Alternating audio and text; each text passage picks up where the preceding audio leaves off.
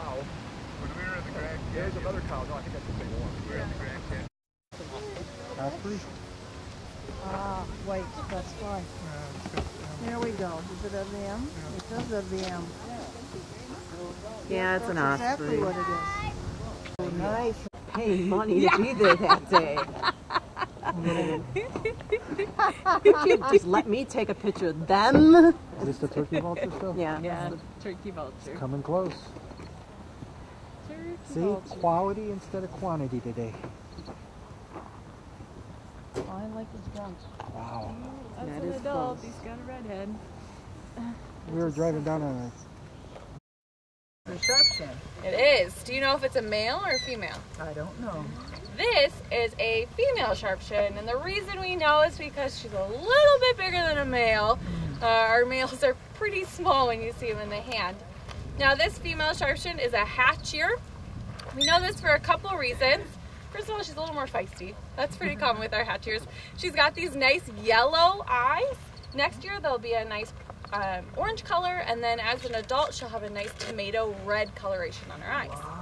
Now her breast, you can see it has these chocolate brown stripes going down. As an adult, they have more cinnamon or rust bars going across their breast. And then her back right now is a nice dark brown color. As an adult, they'll have a slate gray or blue color. Now the sharpshin hawks are our smallest accipiter. They're a forest or woodland hawk. They've got nice long tails and short rounded wings. Now this helps them move through the forest and catch little songbirds.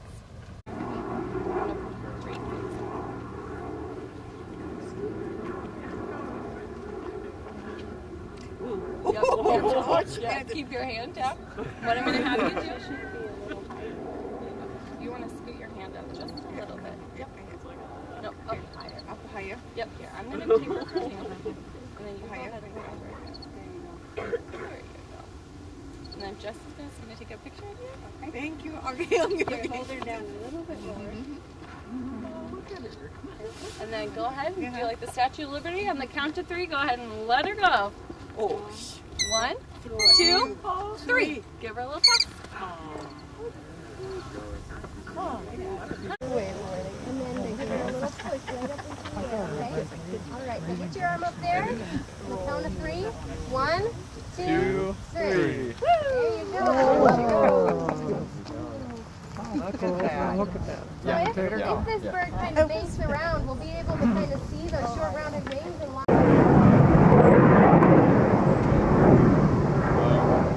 Very terrible.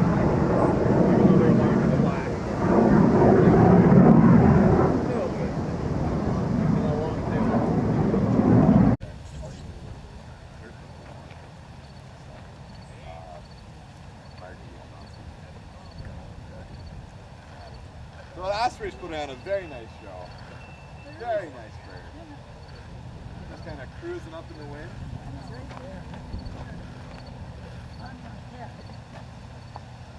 And so far this year, it has not held true.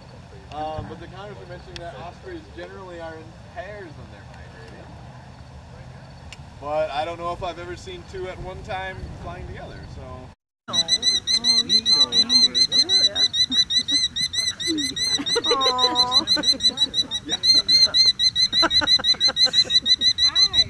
He wants to give his own presentation.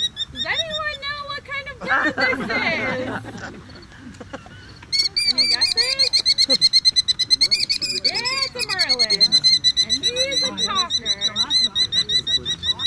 That's very typical of Merlins. Oftentimes we see them dive bombing the owls, and you hear a lot of this. It's a good chance to see his toenail tooth. So if you can see while he's talking, he's got 2 kind of little posts. That helps them catch their prey. They're part of our falcon family. They're very fast and very loud. I like that. But sometimes they like the nest. He's yelling at you.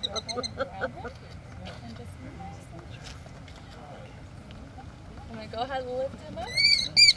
Now on the count of 3, just a nice light toss. Right, ready? 1, 2,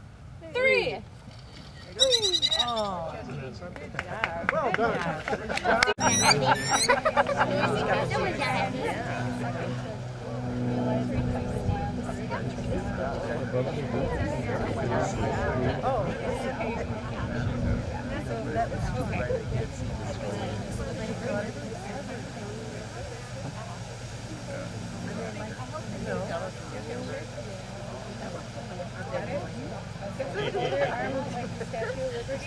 And then everybody's going to count to 3, and on 3 you just give it a light toss up in the air.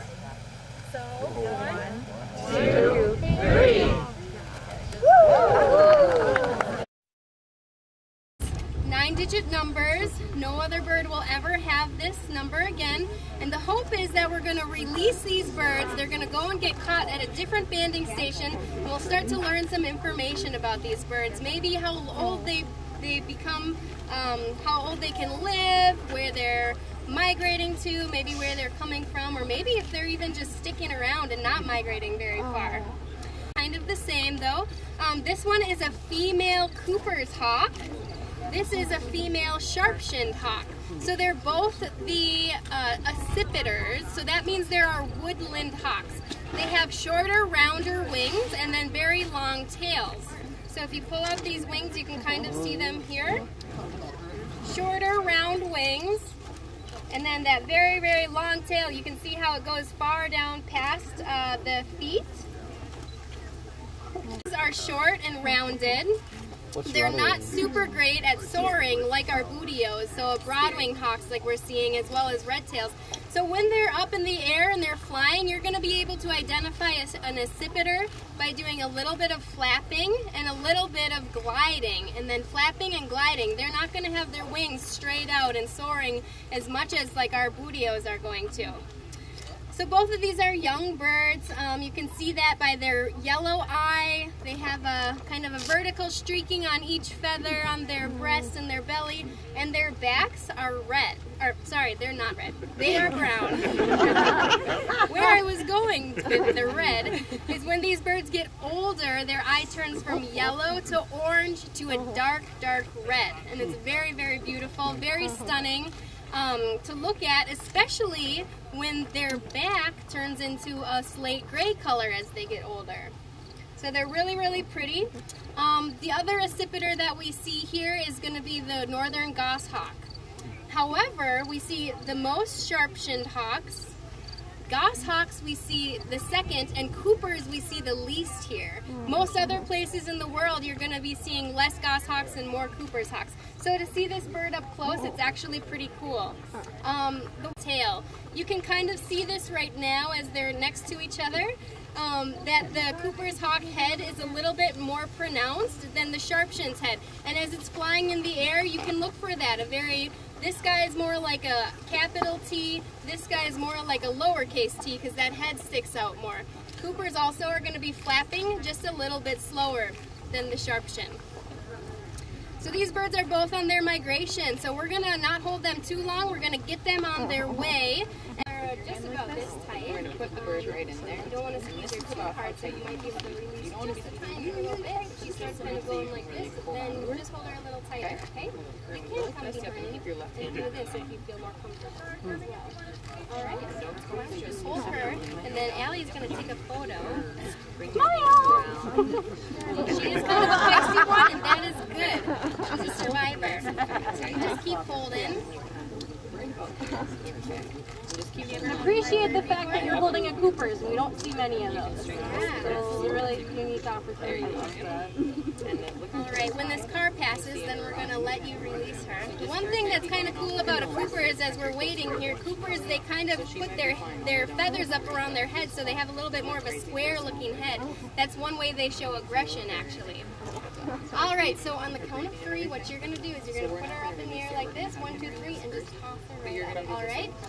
Okay, so on the count of 3, 1, 2, 3. Woo! Oh. Yep. Okay. So you ready? Bam! How'd I do? It's even looking at you. 1, 2, 3. There we go. Good job.